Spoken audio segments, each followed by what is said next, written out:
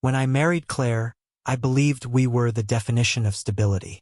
I wasn't the type to question love or dig into someone's past. She told me about her ex, Daniel, once. Said it was a young love thing. Something that ended peacefully years before we even met. I never thought I'd have to hear that name again. But I was wrong.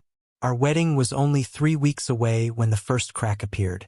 I came home late one night, found her sitting on the couch with her phone in her lap, staring at it like it held a secret she couldn't confess. When she noticed me, she quickly flipped it over. My instincts twitched, but I said nothing. That was my first mistake, trusting silence over truth. The next morning, over coffee, she said, "James, I think I need closure with Daniel before the wedding."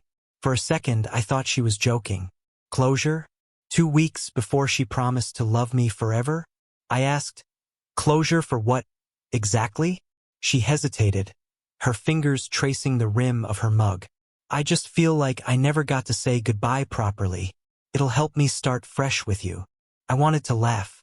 Instead, I nodded. I told myself it was harmless, some emotional nonsense people say to feel complete. But her tone, her eyes, the nervous flick of her wrist, it all screamed unfinished business.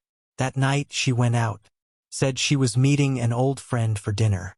The scent of her perfume lingered long after she left, sharp and deliberate, like she wanted to be noticed by someone who wasn't me. I didn't follow her. Not yet. Instead, I waited. She came back after midnight, shoes in her hand, hair slightly messy, and when I asked how dinner was, she said, "It was needed." Then she kissed my cheek like she was trying to erase guilt with routine. I didn't sleep that night. Over the next few days, she became distant. Texts unanswered, calls cut short. The same old "work's been crazy" excuse. My gut told me the closure had turned into something else. So I checked her phone when she was in the shower. A line I never thought I'd cross. But when trust starts cracking, curiosity becomes survival. There it was. A message from Daniel. I needed that too. "You looked even more beautiful than I remember." Her reply made my stomach twist. "You always knew what to say." I put the phone down, my hands shaking, not from anger, but from the realization that I'd been preparing for a wedding with someone emotionally gone. The next morning, I didn't confront her. Instead, I asked calmly, "Are you still planning to meet him again?" She blinked. "No, it was just one time. I promise." Promises are funny things. They sound like safety but taste like poison. I told her the wedding planner called and needed final confirmations. She smiled, relieved, thinking I was still the same naive man she could manage. But in my mind, something had already shifted. If she wanted closure, I'd give it to her, just not the kind she expected. The following week, while she obsessed over flower colors and guest seating, I started making my own arrangements. Quietly, methodically. The venue deposit was in my name, so I canceled it. The photographer? I informed him there'd been a change of plans. My groomsmen were the only ones I trusted, and I told them everything. By the time the invitations went out, I had already rewritten the ending of our story. When the big day arrived, everything seemed perfect, at least to her. The guests were there, the music played, and she looked stunning in her dress. But she didn't know that the priest, the coordinator, and half the staff were already informed. I stood at the altar, watching her walk down the aisle, all grace and deceit. My heart wasn't racing from love anymore. It was pulsing with clarity. She had asked for closure, so I decided to close everything once and for all. As she reached the altar, I could see the confusion flicker behind her practiced smile. The priest wasn't holding the usual folder. My best man, Ryan, avoided her eyes. Even the pianist's hands hovered above the keys, unsure whether to play the next tune.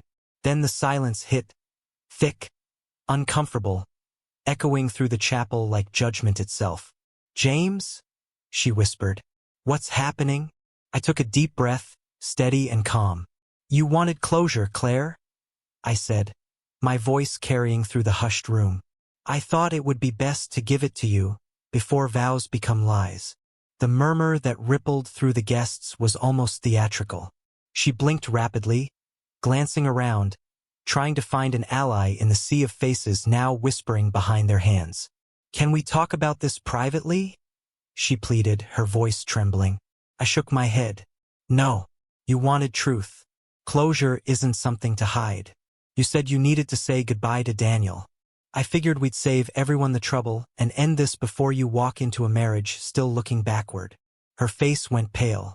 "You went through my phone?" "I went through my future," I said simply. "And it looked like a rerun of your past." Someone in the crowd gasped. My mother turned away, embarrassed for her. Her parents sat frozen, the color draining from their faces. "I can explain," she whispered. "You already did," I said. "In texts." She tried to take my hand, but I stepped back. The movement was small, but the message was loud. She knew it was over. I turned to the guests and said, "I appreciate everyone who came here today, but this wedding is canceled. Claire will be fine. She's always had someone waiting for her." Gasps, whispers, the sound of her bouquet falling. The petals scattered across the floor like the last remnants of something once beautiful. I walked out, not in anger, but in peace. My groomsmen followed. The cameras caught everything. I didn't stop them. Some stories deserve to be remembered exactly as they happened. Outside, the sunlight hit me like freedom. The world hadn't ended, it had just gotten honest. 2 days later, she showed up at my apartment, eyes swollen, voice raw. "You humiliated me," she said. "No," I replied. "You did that yourself. I just provided the audience." She begged me not to tell anyone the details. But it was too late. Daniel's own girlfriend, turns out he wasn't single, had seen the wedding clips circulating on social media. Word spread faster than truth could hide. Claire lost more than a wedding that week. Her image, her story, her illusion, they all collapsed under the weight of her own choices. As for me, I didn't celebrate. There was no victory dance, no new love waiting at the finish line. Just clarity. The kind that doesn't sparkle but steadies you. The kind that makes you breathe differently. Months passed. I moved cities, changed jobs, started rebuilding my peace in pieces. Then one night, I got an email from Daniel. "Guess I should thank you," he wrote. "Didn't know she was still hung up on me until your wedding." I didn't respond. Some conversations don't deserve resurrection. But life, funny enough, moves on. And sometimes it rewards you quietly. A year later, I met someone new, Lena. She didn't come with ghosts, just honesty. We met at a bookstore, both reaching for the same copy of The Art of Letting Go. The irony wasn't lost on me. She asked me once if I regretted how things ended with Claire. "No," I said. "Closure isn't something you ask for. It's something you create when you stop waiting for apologies that'll never come." Claire did try one last time. Sent a letter asking to meet. Said she finally understood what she'd lost. I didn't reply. Some endings deserve to stay closed. Because in the end, revenge isn't always about ruining someone. Sometimes it's about refusing to let them ruin you. And if she ever needed closure again, she could have it, just not from me.